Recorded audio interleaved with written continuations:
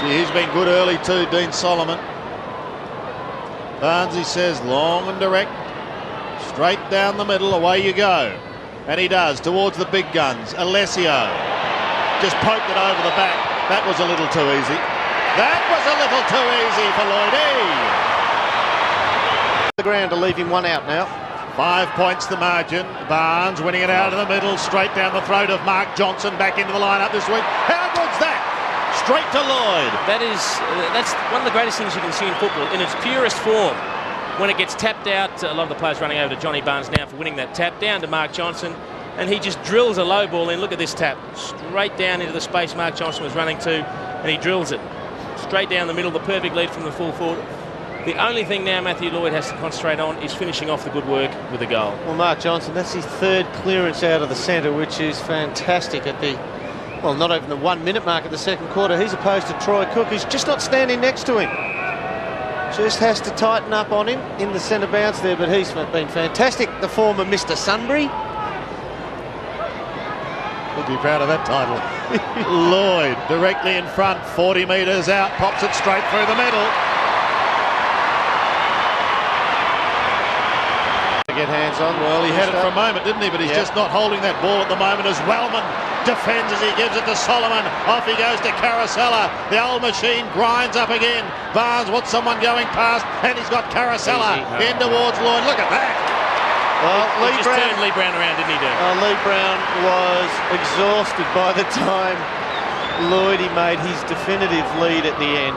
He feigned as though he was going to go back towards goals and then led into the pocket, and by the time Lee Brown had turned around, he was about 8 metres clear, and Blake Caracella had no problems hitting him. Now, he doesn't give up in trying, Lee Brown, but in the end he just said, I'm not going to waste any more energy chasing him. He's got this one. He just walks up to the man to be the man on the mark. So Lloyd for number 3. And this is 99th game. He's kicked 320 goals. Oh, that's a lovely kick. That's a beautiful kick. Here's the bounce. Barnes swats it to Johnson from a standing start. The pass is on. Long is lurking. Look at Michael Long. Vintage Michael Long as he pops it up unselfishly to Lloyd. Well, it is at the moment 39 points. It'll go to 45 on this kick. And although the Dockers came out very brave, they've stopped to a walk. You would think we are looking at a triple-figure margin here. Well, the Bombers lead up the ground very, very well, but I tell you what they do, Derm, when the square is open, there are plenty of them leading back to the goal square for that little chip that does come about. Damien Drum concerned. He's trying to work out how do we just stop this at the moment. There's an avalanche. It is threatening, but I think people also are seeing one of the best footy teams we've seen for a long, long time going round, and that's a bonus. Lloyd gets his 4th. 3 for the quarter, Matthew Lloyd. Kicked 1 in the first. It's time for a couple more. There you go. Just killing him out of the contests around the ground. The ball-ups, the throw-ups, the centre bounces. Michael Long, again, could have blazed away, but he looked up and there was Matthew Lloyd working back to the goal square. And that's a gimme when you mark them there.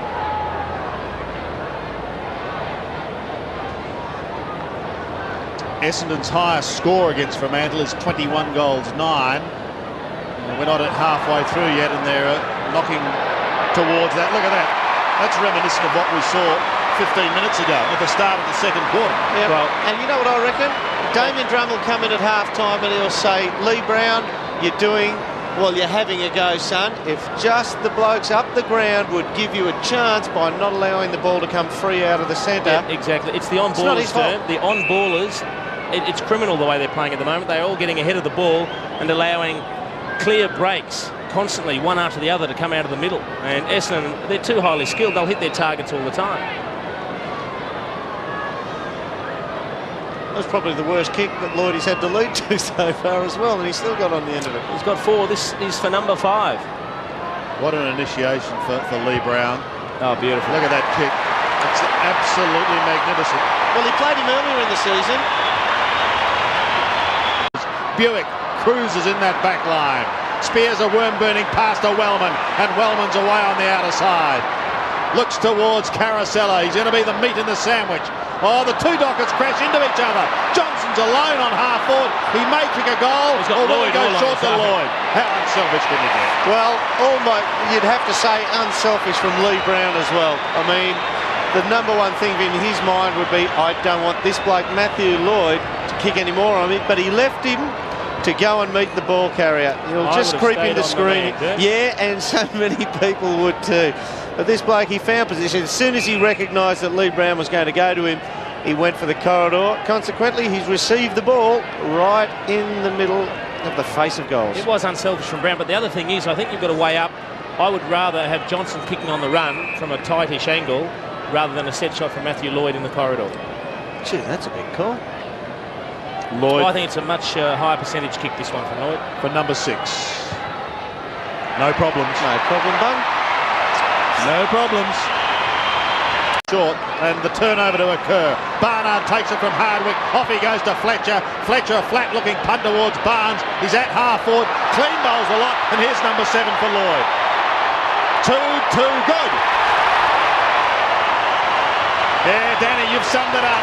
You smile and you shake your head. Well, unfortunately, that's the second time tonight Lee Brown has committed himself to go to a contest in the air, and he has failed to take the ball. You can just see him, he's left his man, he's trying to come over the top of Barnes, and he just misses the footy. I'll tell you what, if he doesn't, Barnes marks it very easily. Well, he does. But again, he's crucified himself. Yep, what he had to do was actually make contact with the ball and send it forward.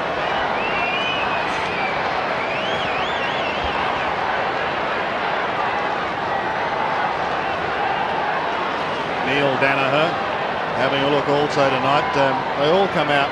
It's taken the ground. No, it floats out the back. Bandy tackle is eluded, and here they go. Moorcroft, another little red-headed nut is on the ground, and he gives it away to Johnson, who looks to Lloyd, and there he is. Too easy now. Matthew Lloyd is just sitting back, waiting for the ball to come down the ground the way it is. I mean, he's reading who's going to actually be the final recipient before a kick comes, and then he's just timing his leads to perfection. You can just see him, he props, you saw him in the background there, because he knew Moorcroft was going to deliver another handball, and in the end, he takes off once Mark Johnson gets the ball, and he'll line up for his 8th. Well, this day and age of memorabilia, I'd be running out probably a different jumper to Matty Lloyd every 5 minutes, because he could kick 13 or 14 tonight, and everybody would love one of those bits of memorabilia. In the day or the night he kicked a bag. I'll get one for you, mate. The bad news for you three is Essendon's got Hawthorn next week. There's another one. Make hay while the sun shines. To oppose Alessio. Alessio up a little early, but Johnson, claim, loses it. Heath Black. The Dockers out of the middle, but only as far as Wellman. And they all break, and away they go again. Fletcher's kick is absolute beauty towards centre wing, and it was taken by Mark Johnson. Quickly off towards Mercedes as he picked up possessions, and Lloyd will kick for number 9. Or will he be unselfish? Got rid of Pavlich early there. Yeah, he fell over Pavlich. They brushed bodies. There was nothing untoward in the contact, but he just stumbled, lost his balance, and in the end, we see Matthew Lloyd take a pretty simple chest mark.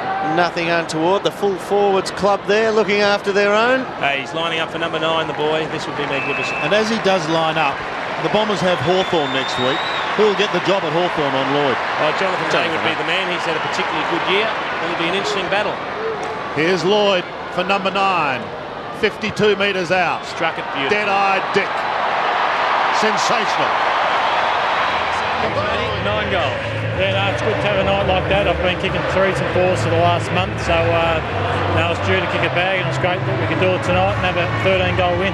Have you been reasonably happy with your form, although you've only kicked 3 and 4? Yeah, no, it's been the most consistent year without actually dominating games once. So, I've been really happy in the team for winning, so you can't ask for any more. The boys were talking about Lee Brown, who was on you tonight. What did you think of his performance? Yeah, I played on him last time, and he's only played the 20 games, and I'm sure he's going to develop into a good centre back for the Dockers. How did you approach tonight's game as a team, given that you're overwhelming favourites? Yeah, no, we Sheets mentioned that we could equal the greatest winning streak, so that was in the back of our minds. But it's always a danger against a side like the Dockers who come over. They've got nothing to lose. They're playing to get in the final, so we just wanted to really have a big, high intensity match. You got Hawthorn next week, and then Carlton. Are you thinking about it yet? No, not really. The boys are fantastic the way they've been, and only focus on the one game. And Hawthorn will be a tough side to beat next week. Well done, thanks. Thanks a lot.